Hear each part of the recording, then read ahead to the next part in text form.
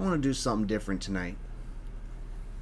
Every night I start the lesson with my same little "Hello, my name is Robbie. On here, I'm Templar Knight." Tonight, I want to mentally prepare for this.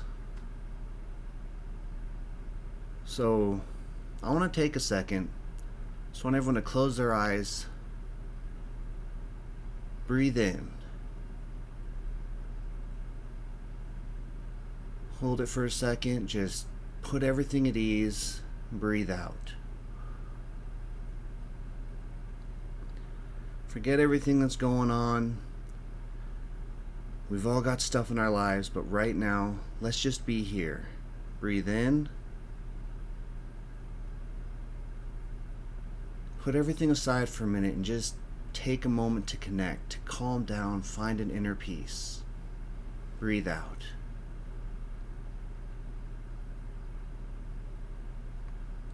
I know sometimes I come here and my heart is heavy, and I just need to put everything aside and spend this time with the Lord. Breathe in.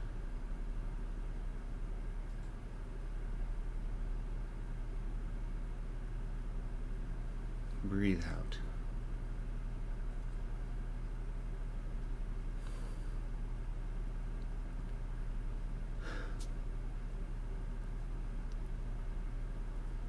Tonight, we're going to talk about prayer. It was something that came up last week, and it's something that I'm afraid to touch on.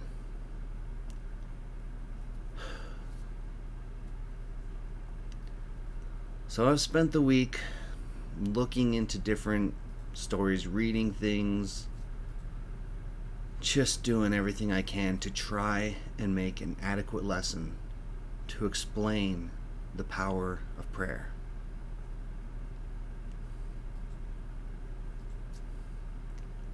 I'm not the right man for this, but God told me to do this, so I'm going to. And I always say that I'm not, the reason I can own this one, say I'm not the best person for this, is because for a long time in my life, after I found my faith, after I was a Christian, I didn't pray. I was very headstrong in my faith, very motivated and determined, and just, I didn't understand the power in prayer. And I basically, for me, it was, for one, I didn't want to take the time to do it because I was busy. And secondly, I always had this excuse. Well, if God knows everything that's going on in my life, if my book has already been written and He's in control of it all, why does He need me to tell Him what's going on? He should know this. And I use that as an excuse.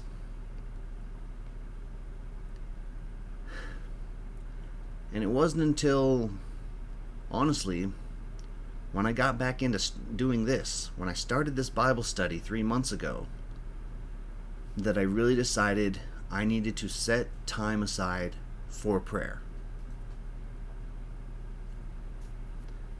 And I feel more comfortable talking about it now than I would have before. And the one thing that, prayer can be scary. I mean, I don't know about all you guys out there, but I struggle with prayer. It is hard for me to pray because I don't know if I'm doing it right. So, I want to talk to you guys about how I overcame my fear of prayer. I went through and I made a few notes. The last few months, my lessons have not had a lot of notes in them, but this week there are. So if you see me looking over here, it's because I'm reading through things and trying to figure out where I was. Probably the most important thing I learned for me to feel comfortable praying was that I needed to pray sincerely. I needed to pray in a way that was comfortable for me. Because we've all heard the big church folk pray. They do all the big words and the big gestures and all the, "Dear Lord, we have gathered here today." I'm not comfortable with that. So someone told me how I should pray. And he said, don't make a show. Just talk to God. And that hit me because I'm like, well, isn't that how you're supposed to talk to God? I was like, no.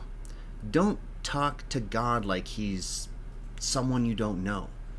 Talk to him like he's your best friend and you just called him after a long day's work because you wanted to tell him something. Now that hit home for me. Because I don't call my friends after work and go, "Hey man, how are you doing today? I am thankful you answered the phone." I don't do that. I call my friends and I'm like, "Hey man, what's up? How you doing?" That's how I talk on the phone. So that's how I started praying. I start my prayers, "Man, what is up, God? How we doing?" I know who God is and I give him the respect he deserves, but I know that he will meet me where I'm comfortable. I can't do the big church words and throw out those 5-6 syllable Jesus. I will pray and talk to God in a way that is comfortable for me. Because that's all that's really required. Treat him like he's someone you know. Because he should be. Second thing I learned was that I had to be honest in my prayers. And it was something I struggled with because for so long, I felt the only time I was supposed to pray was when something was going wrong. Dear God, my neighbor's dog will not stop barking. Can you please get that little furry mutt to shut up? Honestly, it's not what I needed. I did not need God to deal with my neighbor's dog. That's silly. But asking God for patience that I can learn to accept that this animal's gonna bark. Asking God to change me. That's what I needed to do. More importantly, pray for the good things as well. Pray to thank him for stuff.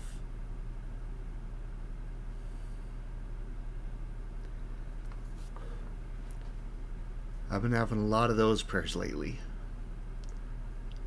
And this is why.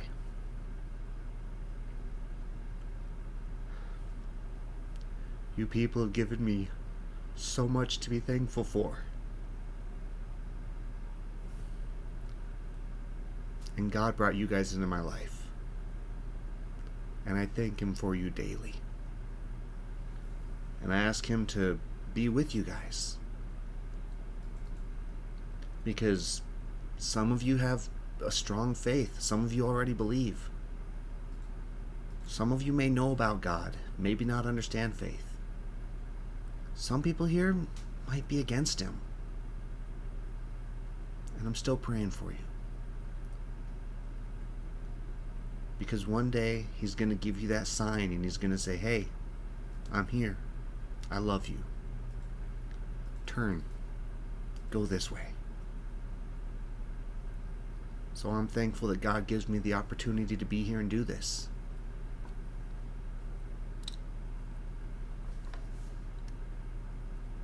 I've found that setting aside a half hour every day just to be alone somewhere quiet and talk with God, let him know what's on my mind, it's changing my outlook on the world. Telling him about the bad things going on, telling him about the good.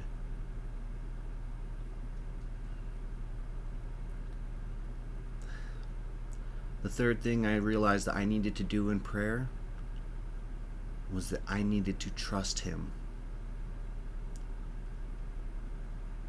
I always like to think that when I pray, there's just a line of angels, and they're watching, and they're getting all these prayers coming in, and they're looking at them saying, oh, hey, we got someone praying for this. And God's like, yeah, go, do it. Hey, we got someone praying for this. Go, do it. We got someone praying for this. No, we can't fix that yet. They need to learn, they need to grow, and I will reward them for this later. We can't answer all the prayers. Because God doesn't answer every prayer the way we want Him to. I almost slipped up there. God does answer every prayer. Just sometimes not the way we want Him to. When I prayed for Him to silence my neighbor's dog so it would stop waking me up, He didn't answer it. But what He did do was give me an inner peace that when it happens, I can just breathe in, breathe out, and let it go. Instead of getting super mad, I shouldn't have to hear this dog barking, rabble, rabble, rabble. He gave me an inner peace to just accept it because that's part of life. When you're struggling with debt, you pray, God, can I win the lottery? I need money to fix all these problems. Didn't win the lottery, but I learned a lot about financing. See where I'm going with this? God may not have answered my prayer the way I wanted Him to, but He answered it.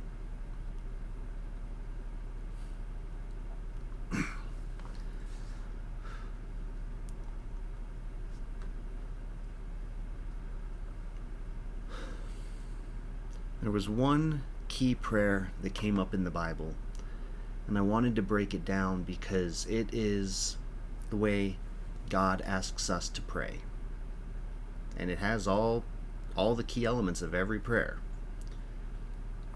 So I'm going to read through it first. I'm going to throw out all the big church words, and then we're going to go back through, and we're going to talk about what it's saying. So this comes from Matthew chapter 6, verse 9 through 13.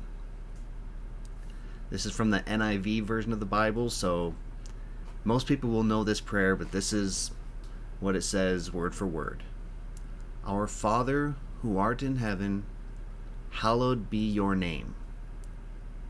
Your kingdom come, your will be done, on earth as it is in heaven. Give us this day our daily bread, and forgive us our debts, as we also have forgiven our debtors. And lead us not into temptation, but deliver us from the evil one. It's a simple prayer that covers everything. First thing it does says, Our Father who art in heaven, hallowed be your name. Hey, what's up, God? How you doing? I respect that you are God. Your kingdom come, your will be done on earth as it is in heaven.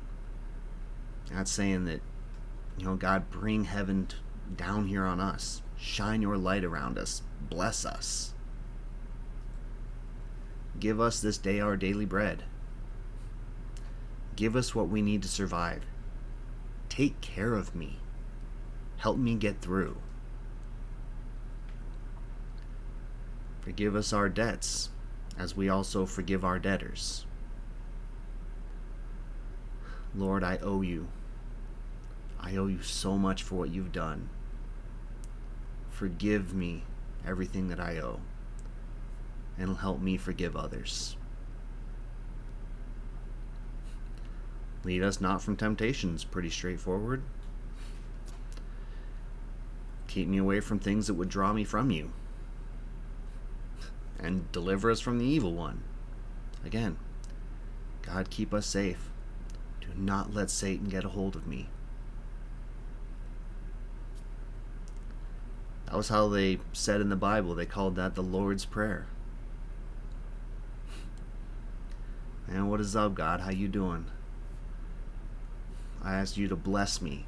Give me everything I need to survive. Don't hold the wrong I've done against me. Help me forgive people. Keep me walking a path towards you. Protect me from evil. Pretty straightforward prayer.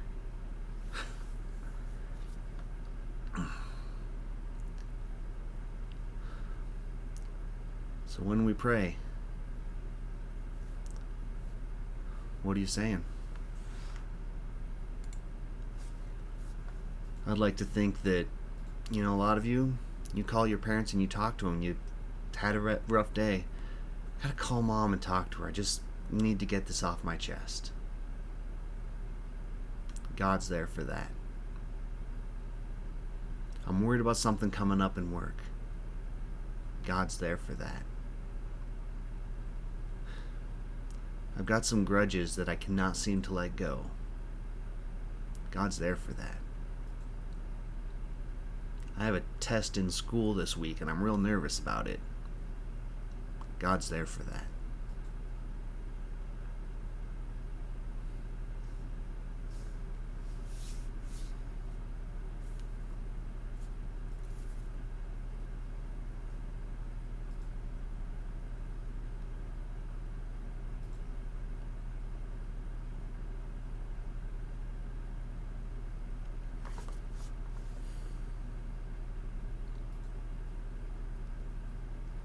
I'd like us to take another 10-15 seconds just to mentally let everything go. Same thing we did when we started. Close your eyes, release everything going around, breathe in.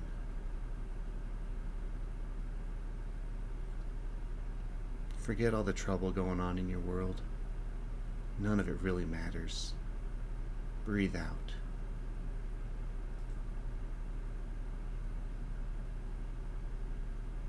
Breathe in.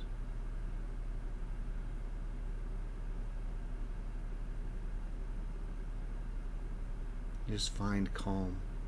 Find that emptiness. Just let it all go. Breathe out.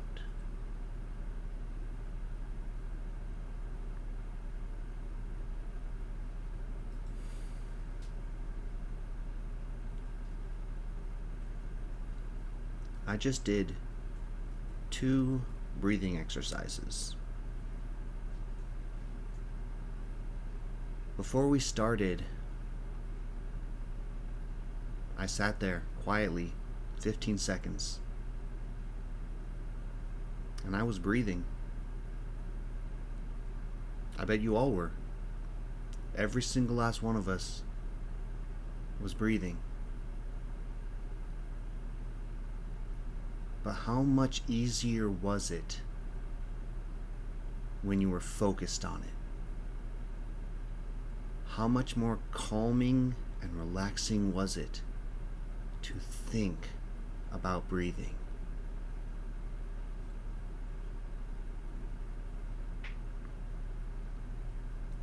God's miracles work like that. They're happening all around us, all the time, always. But when we take the time to actively think about it, to focus on it, prayers are being answered. Whether you know it or not.